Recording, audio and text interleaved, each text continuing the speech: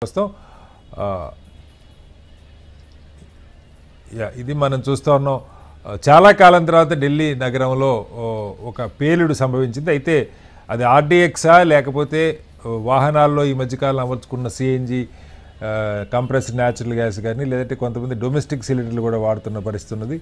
ఆ కారణంగా పేలుడు సంభవించింది అన్నది తెలియాల్సి ఉంది.